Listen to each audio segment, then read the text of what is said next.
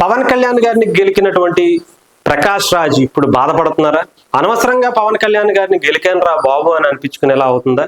ముఖ్యంగా రాష్ట్ర వ్యాప్తంగానే కాదు, దేశవ్యాప్తంగా, ముఖ్యంగా తమిళనాడుని దృష్టిలో పెట్టుకుంటే తమిళనాడు నుంచి కూడా పవన్ కళ్యాణ్ గారికి భారీగా స్టార్డమ్ పెరిగింది. అది కూడా సినిమాల పరంగా కాదు, రాజకీయ పరంగా. మొన్న చేసినటువంటి ఏదైతే ఉదయనిధి స్టాలిన్ మీద, సనాతన ధర్మం మీద పవన్ కళ్యాణ్ గారు ప్రశ్నించిన తీరుని అక్కడ ఉన్నటువంటి ప్రజలు, తమిళనాడు ప్రజలు పవన్ కళ్యాణ్ గారిని ఆకాశానికి ఎత్తుకుంటున్నారు.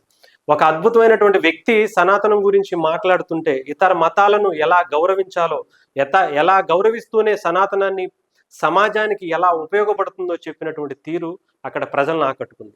ఈ దెబ్బతో ప్రకాష్ రాజ్ గారి పరిస్థితి ఏంటో ఎవరికి అర్థం అవట్లా.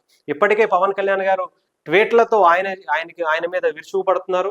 ప్రకాష్ రాజ్ గారు చేసినటువంటి వ్యాఖ్యలకు తప్పుబడుతూ ఆయన కూడా కౌంటర్లు ఎత్తడం మొదలుపెట్టారు.